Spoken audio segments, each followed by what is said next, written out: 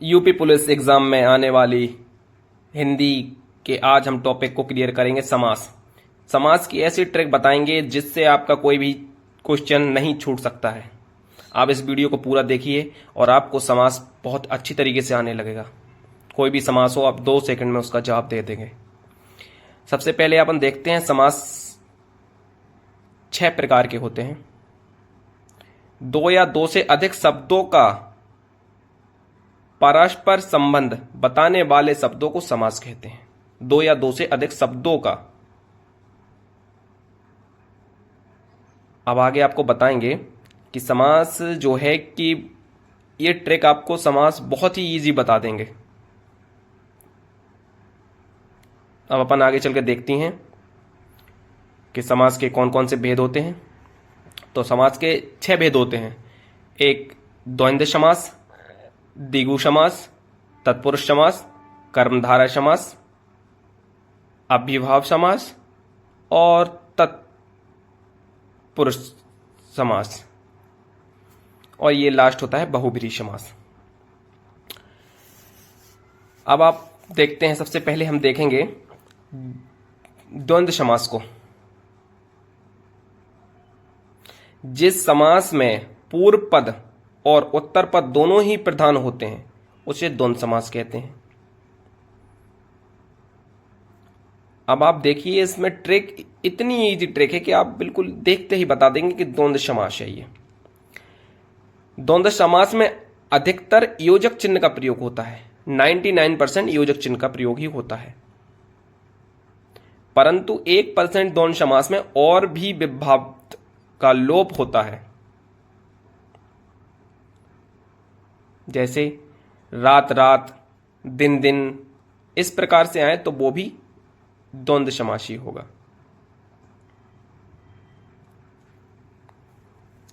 द्वंद्व समास में क्या होता है, दोनों पद प्रधान होते हैं, इसमें योजक चिन्ह लगा होता है।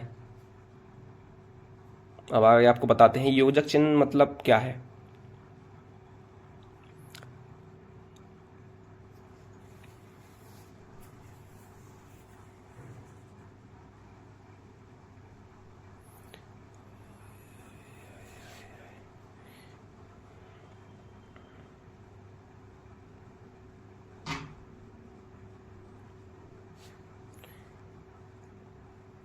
योजक चिन्ह बोले तो जैसे माता पिता, रात दिन, दुख सुख, अपना पराया, दोनों एक दूसरे के विपरीत हों तभी योजक चिन्ह काम करेगा।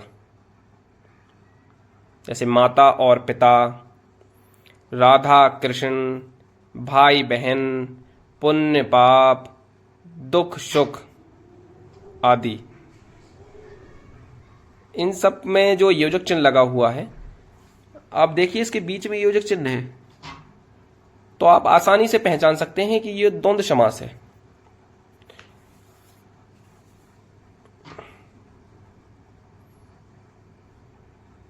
आपको द्वंद्व समास पहचानने में कोई भी कठिनाई नहीं होगी। अब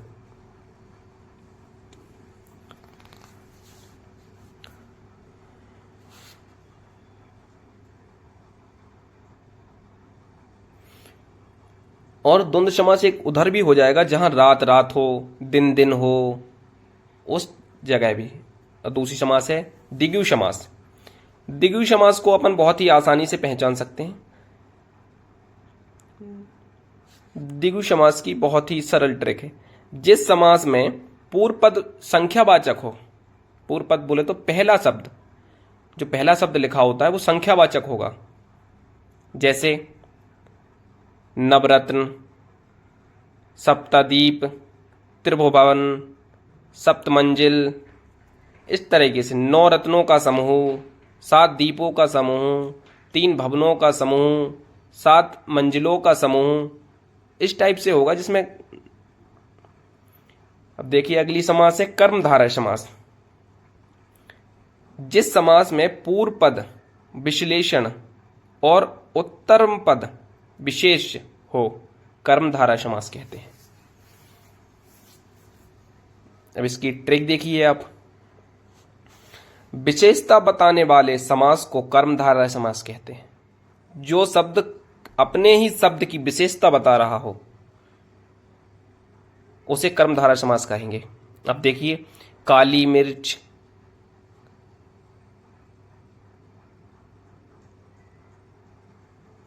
काली मिर्च से क्या तात्पर्य है कि काली है जो मिर्च, मिर्च कैसी है, काली है। मिर्च का गुण बता रहा है कि मिर्च कैसी है, मिर्च है काली।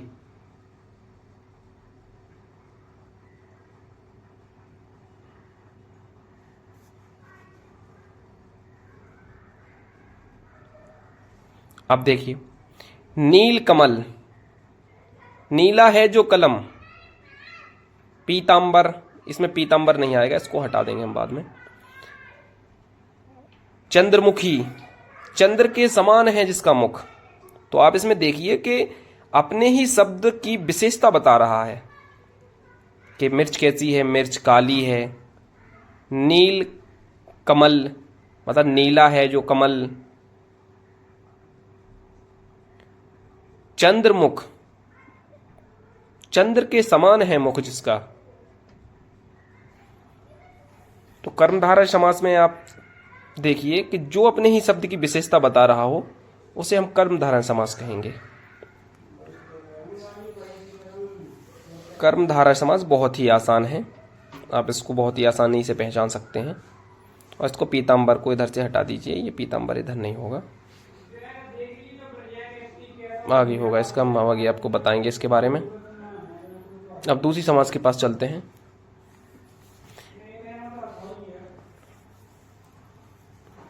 ये कर्मधारय समास तो आपको आ गया होगा, बहुत ही इजी है कर्मधारय समास को बताना। कर्मधारय समास में कुछ ज्यादा नहीं होता है, बहुत ही इजी तरीके से इसको बता सकते हैं। अब देखेंगे हम अव्ययभाव समास। अव्ययभावी समास में क्या होता है, जिस समास में पूर्व पद अव्यय हो अव्ययभाव समास कहलाता है। प्रत्येक उपसर्ग वाला शब्द अव्ययभाव समास कहलाता है। उपसर्ग क्या होता है, जो शब्द शब्द के पहले लगा होता है उसे उपसर्ग शब्द कहते हैं। जैसे यथा स्थान, प्रति दिन, तो दिन के पहले क्या लगा है, प्रति, तो प्रति हो गया अभी। आजीवन, जीवन भर, प्रतिदिन, प्रत्येक दिन।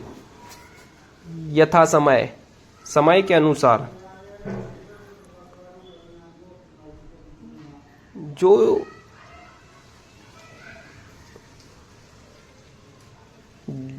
जिसमें उपसर्ग लगा हो वो अव्ययभाव समास है।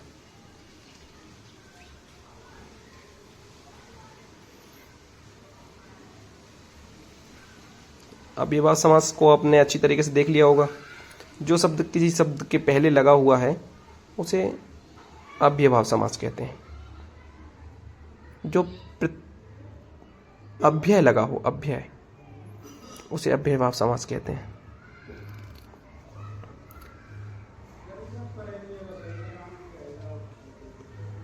रात रात और दिन दिन, यह अव्ययभाव समास नहीं है।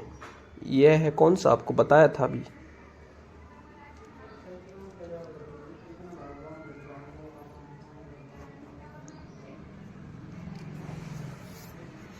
अव्ययभाव समास। आपको पता चल गया होगा क्या होता है। आगे चलते हैं, अब देखते हैं बहुब्रीहि समास। बहुब्रीहि समास क्या होता है, जिस समास में दो पद के मध्य में एक विशेष तीसरे अर्थ का बोध होता है, बहुब्रीहि समास कहते हैं। बहुब्रीहि समास क्या होता है, जिसमें कोई तीसरा ही शब्द निकलता है, उसे बहुब्रीहि समास कहते हैं। जैसे आप देखिए, दशानन, 10 मुख हैं जिसके, अर्थात रावण। इसमें रावण लिखा नहीं है, परंतु आप देखिए कि दशानन, तो 10 सर किसके थे, रावण के, तो ये बताया गया दशानन, तीसरा शब्द निकल रहा है। अब देखिए दशानन तो रावण के पास पहुंचा डायरेक्ट। नीलकंठ, नीला है कंठ जिसका, अर्थात शिव जी। नीलकंठ कैसे हुआ था, जब उनने अमृत पी लिया था। लंबोदर, अर्थात लंबा है उधर जिसका, गणेश जी। गिरिधर, गिरिधर बोले तो गिरि को धारण करने वाले अर्थात श्री कृष्ण। बहुब्रीहि समास आप समझ गए होंगे, बहुत ही आसान है। अब देखते हैं हम तत्पुरुष समास। तत्पुरुष समास के क्या होते हैं? 6 भेद होते हैं। जिस समास में पूर्व पद गौड़ तथा उत्तम पद प्रधान हो तत्पुरुष समास कहलाता है। तत्पुरुष समास के 6 भेद होते हैं। पूर्व पद गौण, उत्तर पद प्रधान हो तत्पुरुष समास कहलाता है। अर्थात अब देखिए इसमें क्या होता है कि कर्म तत्पुरुष, कर्ण तत्पुरुष, संप्रदान तत्पुरुष, अपादान तत्पुरुष, संबंध तत्पुरुष और अधिकरण तत्पुरुष। अब इसके अपन 6 भेद हैं, इसको देखते हैं। बहुत ही इजी है तत्पुरुष समास, आप आराम से समझ जाएंगे। रोगग्रस्त, रोग में ग्रस्त, इसमें कौन सा समास होगा बताइए आप? रोग में ग्रस्त। और एक होता है रोग मुक्त, रोग मुक्त। एक होता है रोगग्रस्त तो एक होता है रोग मुक्त। अब आप बताइए कि रोग मुक्त कौन सा है? तो आप देखिए इसमें कर्म तत्पुरुष, कर्म तत्पुरुष में क्या होगा? को का लोप होगा इसमें। मतदाता, मत को देने वाला, को आया देखो इसमें। गिर हकट, गिरह को काटने वाला। कर्ण तत्पुरुष, जहां कारण कारक चिन्ह का लोप हो। कारण, कारण कारक का। जन्मजात, जन्म से उत्पन्न। मोह मांगा, मोह से मांगा। गुणहीन, गुण से हीन हो जो। करण,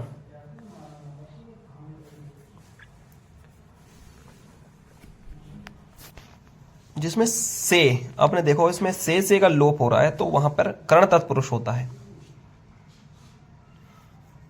अब है संप्रदान तत्पुरुष, जहां संप्रदान कारक चिन्ह का लोप हो। संप्रदान कारक, संप्रदान कारक क्या होता है? मैं के लिए आएगा। संप्रदान में क्या होता है? के लिए। हथघड़ी, हाथ के लिए घड़ी। सत्याग्रह, सत्य के लिए आग्रह। युद्ध भूमि, युद्ध के लिए भूमि। संप्रदान में क्या होता है? के लिए आता है संप्रदान में, वो संप्रदान कारक होता है। अब अपादान क्या होता है? अपादान कारक में क्या होता है कि अलगाव होता है। धनहीन, धन से हीन। भयभीत, भय से भीत। जन्म मध्य, जन्म से मध्य। ये देखिए अपादान में कोई भी चीज किसी से अलग हो रही है, उधर अपादान तत्पुरुष होता है।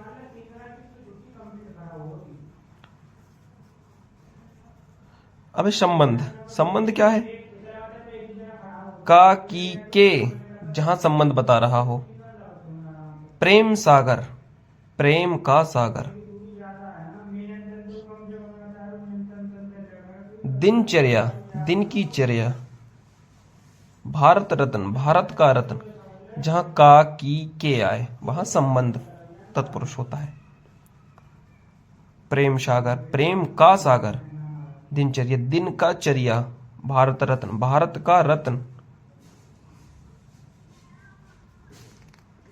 दूसरा है अधिकरण।